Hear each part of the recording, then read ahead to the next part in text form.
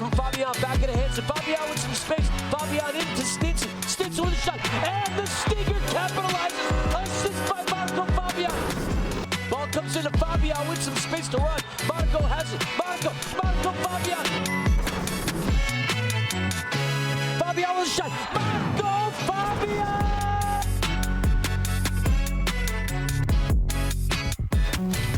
They're calling him the David Beckham of the indoor game. None other than 34-year-old Marco Fabián, a two-time World Cup participant with Mexico in 2014 and 2018. In his career, he's won the Copa MX, CONCACAF Champions League, German Cup with Eintracht Frankfurt, Gold Cup with Mexico. Who could forget the Olympic gold medal back in 2012? But this year, he's chasing a different title, the MASL Championship. That's right, the Major Arena Soccer League, as a member of the Empire Strikers out there in California. And he now joins us in studio. Marco, welcome into our studios. Her treating you okay out there? Thank you. Yeah. With my friend, with this best striker. You see that? We'll see about that. Did you pay him, Herc? Did you pay him before this? Before we went live? You don't gotta worry about that, but you gotta worry about it. Dinner's on me. So let's get into the story here, Marco. I just went through your whole resume, man. You've done it all at the international level, club level. You're one of the few Mexican players that, went over to Europe and actually won something in one of the big 5 leagues there in Germany with Frankfurt. How did we get to this point? Like, what drew you to the indoor game in the United States and the Empire Strikers? Yes, it's a new challenge for me. It's like you say, thanks of God, I have a big career. I was of course, in Europe. For me, is one of the best one. Is the elite of the soccer, and then with the national team, with Chivas, with Cruz Azul, I think. Thanks of God, I have a good career, and now I received this offer when I was in Andorra, a short time in Andorra in first division, and when I received a call and they told me about this project and about the MLS League, how is the indoor soccer in US, and I like it. I just try to come for trying new challenge in my life, in my career, just to play a new. I don't know if it's a new sport, but it's a different soccer, and I just want to grow up this league. It's a more show, it's more intensity, it's more fun, I think, because the most important in soccer is when you score, you have a lot of opportunities to score goal, and it's the same language. I try to just to do my best, and this team. I just sang with the Empire Strikers here in Ontario, California, and I'm happy to start to play in this league, and then just continue with the next projects in my life. So Sebi, I know you're a big MASL guy. I played for the San Diego Sockers Indoor League. So while I was talking to Marco Fabián, he mentioned that not only does he do it on the field, but he will soon do it off the field. Part of this agreement, part of this project, Marco, you were saying, was you get ownership in a future franchise? Yes, it's one of the things when I come, and I'm happy to do that because I just wanna put more on the spot this league, and I got my honor the next year for a new franchise and with the 50%. So we will see. I don't know where exactly we're talking about in which city we take it, but I'm happy to also form part of this thing and still be a player. He's a bit of an agent too, right? So you're going to be owner eventually. You're a player now. You also brought your boy Miguel Ponce along for the ride too, right? How's that working out? Yeah. Miguel Ponce is a good friend of mine. We were play together in Chivas in the national team, and when I just talk with him and I just talk about the league and everything, I invite him and I say, of course, he's a good player. And he can come and he have fun, and also he can help our team, and he said yes, he tried, and now last game he scored first goal, and I think he feels better, and of course we wanna, because one of the things when I come also is like, okay, have fun, it's different, but I wanna just make a history, even if it's another different soccer, but I wanna be a champion also in this league, I'm curious, Marco, how you and Miguel Ponce are treated, because we're talking about guys that have won an Olympic medal, have been in multiple World Cups. Like, the players must see you in a different light. What's been the banter like with your teammates? What's that been like? Yeah, I think it's like Miguel also was with me in the national team in Olympics game, and one of the best part is also the experience we can share with teammates, with the other players, the league, because I have opportunity also to speak with the other guys, even if it's a different team, and I think we get a more. Even if it's not soccer big players, but even a good quality, I think the league is grow up more faster. No, it's hard to say. Maybe some years stay on the same level like NBA or something like this, but I think for the people, if they like this type of soccer, they can have fun every single game. So for me, I really am happy to be here, and also Miguel is here, and I just talking with some different players. Maybe we will see after next year. So yeah, we tried that. Herc, I don't know if you remember your stats from your indoor days. They probably weren't as good as this. Our guy's averaging 2.6 points per game. That's third best in the MASL, and our sources tell us he's one of the front runners for Player of the Month. So I know it's an adjustment. You said maybe it's a different sport, maybe it's a new version of an old sport, but my man doesn't seem to be, having any trouble with the adjustment to life in the United States or the indoor game. Marco, while we got you here, we got to talk about Chivas, man. I know it's a club that's really near and dear to your heart, right? You joined that academy when you were, 8, 9, 10 years old? You were a kid. So what do you think of kind of the current state of the team, and specifically Chicharito coming back? Because we were all watching the other weekend. I mean, it was incredible. A stadium full of people, and they weren't even playing a game. I know. It's incredible. Yeah, like you say, Chivas is in my heart. No, it's part of my house.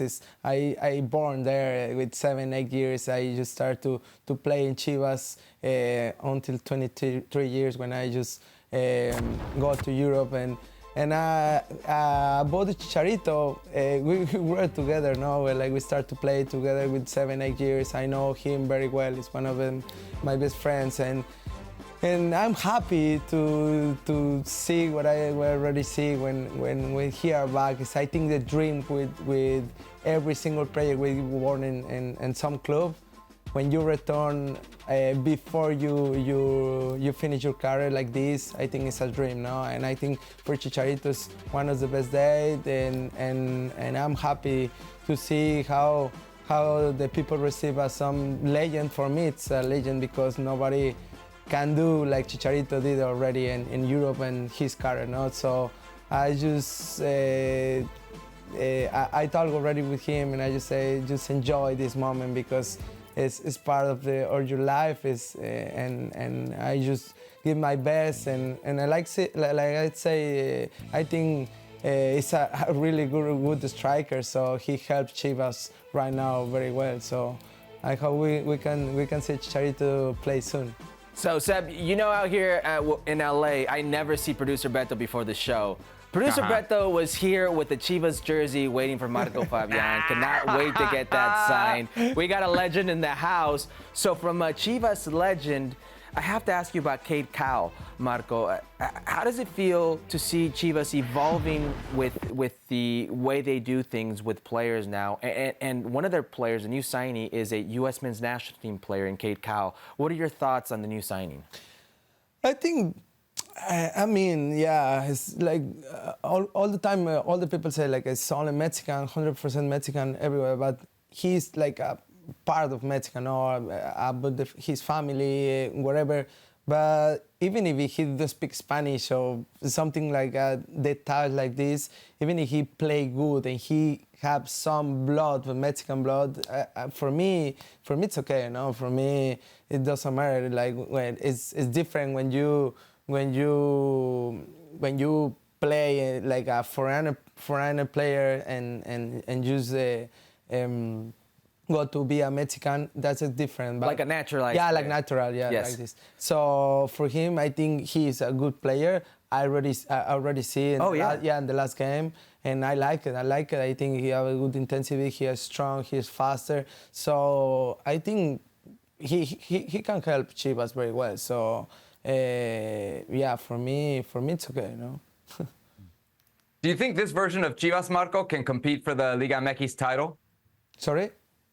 Do you think this version of Chivas can compete for the Liga MX title this season? Yeah. Now with Chicharito, we will see how he can help with Car with the. I saw this last game, and I think he can compete. It's like I say, Chivas is a bigger team, and always they have a responsibility to be in the first minimum, the first 5 plays, in the league. So I think they can compete. Of course, we see bigger teams like Tigres, like Monterrey, like America, with new players. But I think Chivas, they can compete for the championship. So I just want you to note there, Sebi said Monterrey and Tigres before America. Really quickly, I heard. Es Americanista. Okay. Really quickly, Leagues Cup. We got to talk about Leagues Cup. You mentioned Chivas. Chivas is with San Jose and the Galaxy. It's a very interesting group. Your overall thoughts of Leagues Cup? Do you like this tournament, Major League Soccer versus Liga MX? Do you like the way it's formatted? All the games in the United States, no games in Mexico. Give me your thoughts of this tournament. Yeah, I like the tournament. I like the tournament because always everyone talks about like the question, the big question, which league is better now? Right now, everybody knows the MLS. They were in the last years incredible, and they have really good players. Now we can see Miami, and every single game. I have an opportunity to play in Philadelphia Union some years ago. So I know the league, and I like this type of tournament because you can show up and you can play against teams from Mexico. The only thing is like, okay, I don't know who made it. No, I think it's more because it's better in US, but I don't know if the next Leagues Cup they can just share, like they can play in Mexico and they can play in US, because they say, the Mexican team say, like the last League Cups, like they can steal like some money in US, and it's different for the players to US, right? Like they live here, they have a family, have more fun, and the Mexican teams, they can come and they can just fly and they stay away for his family. So I think that is different, but for the leagues, for me, is really good. Marco, I'd be remiss if we didn't ask you about the Mexican national team. I think back to your era, 2011 Gold Cup, just an amazing ending there, beating the United States. 2012 Olympics, 2014 and 18 World Cups. You get to the knockout rounds, as is kind of expected for the Mexican national team. The national team seems to be in a very different place now. No longer the top dog in CONCACAF, just coming off the worst World Cup in 40 plus years. What do you think's happened to the Mexican national team? Well, it's a difficult question. What happened? Everyone wants to know the answer. I think we are in this transition. The players, the age. I think like we are like a players like we played in the last 10, 15 years with the national team, like Memo Ochoa, Guardado, Chicharito, Vela, and me. It's like everyone like the same age, and now is this transition from the new, the young players. No, some not young players like Chucky Lozano, or like Raúl Jiménez is like me, but like Alexis Vega, like some young players. Yeah, Edson Alvarez, and I think they gotta get this process. Every national team, they have this process, and be a patience and just work. They gotta know what is responsibility to represent our country. But I think they have a really good players. They have a really good quality, and everyone, they gotta give this confidence with the coaches, with the players, and just support them for the next 2 years. And we believe in the next World Cup we can do something different. What about from a higher level? If I'm thinking about the players from your age group or even past, Salcido, Aaron Galindo, it just seemed like there were so many more Mexican players abroad in Europe.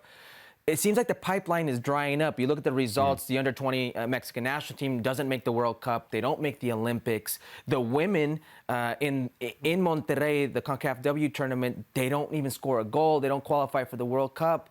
What's going on at a federational level where we can't see the results at the grassroots level up?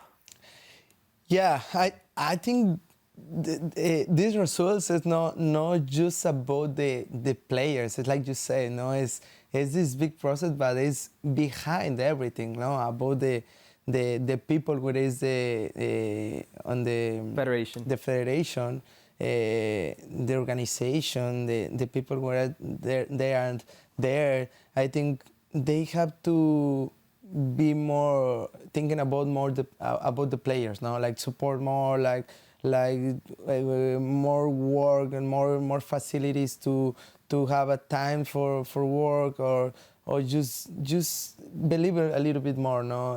I think sometimes they think about more business and not that really like soccer, no? Like about the friendly games, about a lot of different things, no? It's part of the 4% of what happened, no? And another part, of course, is the players. Now the players, they have to be more thinking about what they represent about the country, no? Of course, in Mexico we have a really good quality, and we cannot suffer to be in the World Cup or the Olympic Games or the ones that. So I think it's something like this. It's not the responsibility is about everything, no? All right, there he is, Marco Fabián. I tell you what, there's been a lot of big names in the MASL. We've had Landon Donovan, we had Jermaine Jones, we had Dwayne Di Rosario. At one point, we had Herculez Gomez. I don't know if any of them put up numbers like you have so far, Marco. Bautista, no? Bofo Bautista too. I mean, Bofo, That's Blas right. Perez is there now, man. It's an incredible Conejo. league, man. There we go. All right, Marco, thanks so much for the time, man, and continued success with the Empire wait, look at Strikers this. there in the MASL. Woo-hoo! Catch them this Sunday, right? This Sunday against Monterrey. Yeah, Flash. this Sunday in Toyota Arena in Ontario against Flash Monterrey. So I invite all the people to see this show. There we have it. All right, so here's a look at the Empire Strikers schedule. Next chance to see Marco Fabián and company then against Monterrey Flash on February 4th.